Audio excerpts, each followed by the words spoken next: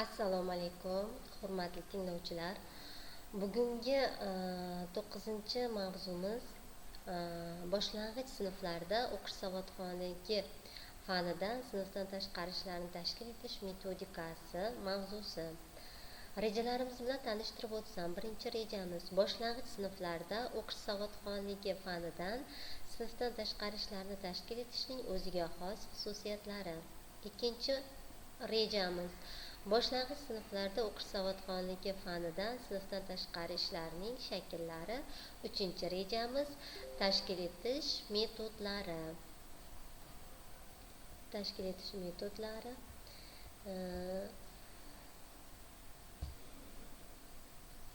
Muhtaram prezidentimizning shunday fikrlari bor: kitob hayot yo'llarida do'st tayanchimiz. Rostdan ham kitob har birimizning hayot yo'llarimizda do'stimiz, ishonadigan tayanchimiz bo'lmog'i lozim. Boshlang'ich sinflarda o'qish savodxonligi fanidan sinfdan tashqarishlarni tashkil etish metodikasi o'quvchilarning o'qish va yozish ko'nikmalarini rivojlantirishda juda muhim rol o'ynaydi. Sinfdan tashqarishlar o'quvchilarning o'qishga bo'lgan qiziqishini oshirish, matnni tushunish va tahlil qilish, fikrlarni izchil va to'g'ri ifodalash ko'nikmalarini shakllantirishga yordam beradi. Ushbu metodika orqali o'quvchilarga nafaqat o'qish, balki ijodiy va mantiqiy fikrlashni o'rganish imkoniyatlari yaratiladi. O'qish savodxonligi fanidan sinfdan tashqari ishlar o'quvchilarni mustaqil fikrlashga, matnlar bilan ishlashda samarali yondashuvlarni qo'llashga undaydi. Bu faoliyatlar o'quvchilarda ijtimoiy va kommunikativ ko'nikmalarni ham rivojlantiradi. Boshlang'ich sinflarda o'qish savodxonligi fanidan sinfdan tashqari ishlarni tashkil etishning o'ziga xos xususiyatlari.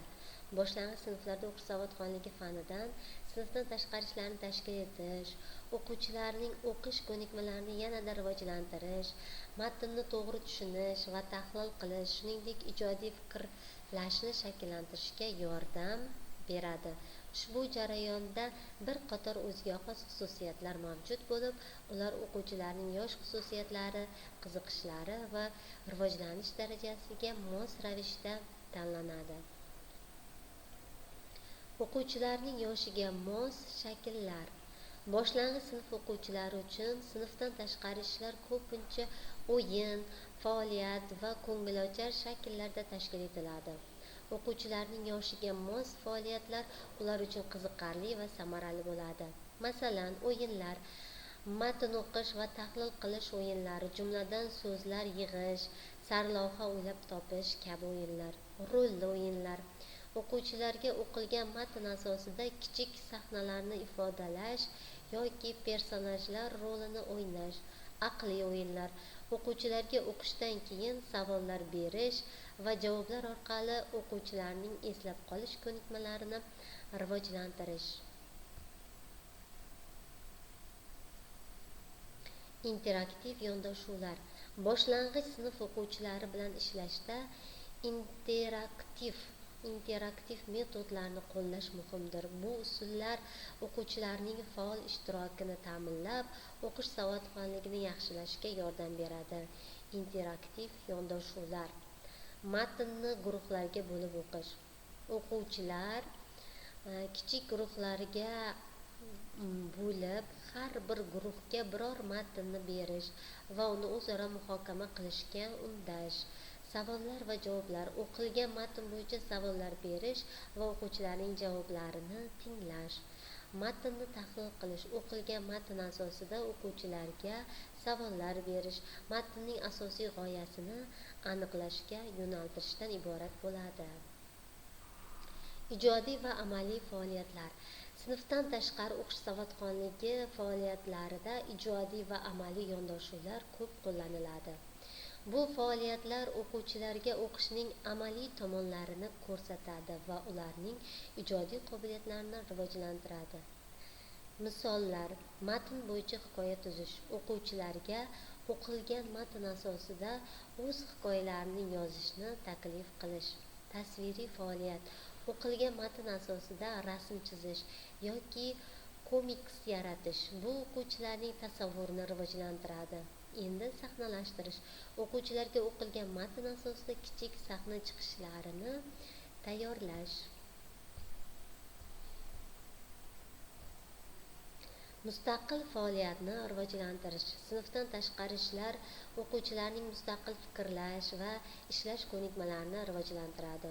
O'quvchilar o'zlari o'qigan matn bo'yicha qisqacha xulosa chiqarish, muhokama qilish va baholashni o'rganadilar. Kitoblar o'qish. O'quvchilarni turli kitoblarni o'qishga undash va o'qilgan kitob haqida qisqacha sharh berish. Erkin yozuvlar. O'quvchilarga o'qilgan matnlar haqida o'z fikrlarini yozma ravishda ifodalashlarini so'rash.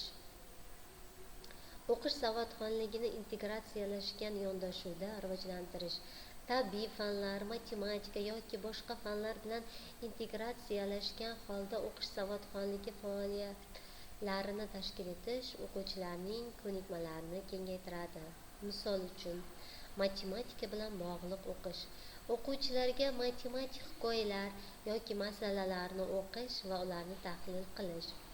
Tabiiy fanlar bilan bog'liq o'qish. Tabiat va ekologiya haqida o'qilgan matnlar asosida o'quvchilarga amaliy faoliyatlarni o'tkazish. Qiziqarli va motivatsion faoliyatlar. Boshlang'ich sinf o'quvchilari uchun sinfdan tashqari ishlarda qiziqarli va motivatsion faoliyatlar tashkil etish muhim.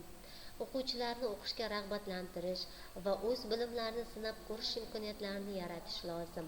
Misol uchun, o'qish musobaqalari. O'quvchilar o'rtasida o'qish musobaqalari o'tkazish, g'oliblarni taqdirlash. O'qigan kitobim tanlovi. O'quvchilarga o'qigan kitoblarini taqdim etish va eng yaxshi kitobni tanlash. O'qish va yozuv faoliyatlarini baholash. Sinfdan tashqari ishlarning natijalari adolatli va shaffof baholanishi kerak.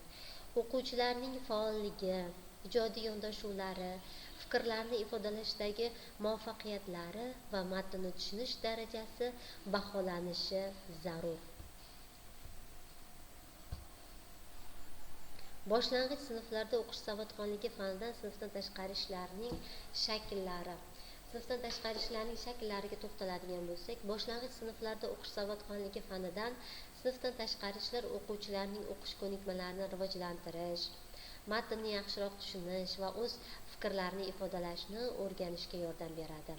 Sinfdan tashqari ishlar nafaqat o'quvchilarning o'qish qobiliyatlarini oshiradi, balki ularning ijodiy va tanqidiy fikrlashga, mantiqiy va analitik yondashuvga ham o'rgatadi. Quyida boshlang'ich sinf o'quvchilari uchun o'qish savodxonligi fanidan sinfdan tashqari ishlarning shakllarini keltirib o'tamiz. Birinchisi, kitob o'qish va uning mazmunini tahlil qilish. Ikkinchisi, matnni tahlil qilish va fikr bildirish. Uchinchisi, rol o'yinlar va sahnalashtirish. To'rtinchisi, o'quvchilarni yozma va og'zaki faoliyatlarga jalb qilish. Beshinchisi, badiiy va ilmiy texnik materiallar bilan ishlash. Oltinchisi, o'qish musobaqalari va konkurslar. Yettinchisi, o'quvchilarning kreativ fikrlarini rivojlantirish. Sakkizinchisi, guruhli faoliyatlar va ko'rinishlar. To'qqizinchisi, ekskursiyalar va sayohatlar. Tashkil etish metodlari. Boshlang'ich sinflarda o'qish savodxonligi fanidan sinfdan tashqari ishlarni tashkil etishda turli metodlar qo'llaniladi. Bu metodlar o'quvchilarning o'qish ko'nikmalarini rivojlantirishga, matnni to'g'ri tushunishga, fikrlarni ifodalashga va ijodiy qobiliyatlarni oshirishga yordam beradi. Quyida o'qish savodxonligi fanidan sinfdan tashqari ishlarni tashkil etishda foydalaniladigan metodlar keltirilgan. Interaktiv metod. Birinchi metodimiz interaktiv metod. Interaktiv metodlar o'quvchilarning faol ishtirokini ta'minlaydi. Ular o'rtasida o'zaro aloqani mustahkamlaydi. Bunday metodlar o'quvchilarning fikrlarini erkin ifodalashlariga va matnni yaxshiroq tushunishlariga yordam beradi. Matnni guruhlarda o'qish, o'quvchilarning guruhlarga bo'lib, har bir guruhga biror matn beriladi va ular matnni birgalikda o'qib tahlil qilishadi. So'ngra guruhlar o'z fikrlarini bir-biriga taqdim etadi. Savol-javob usuli. O'quvchilarga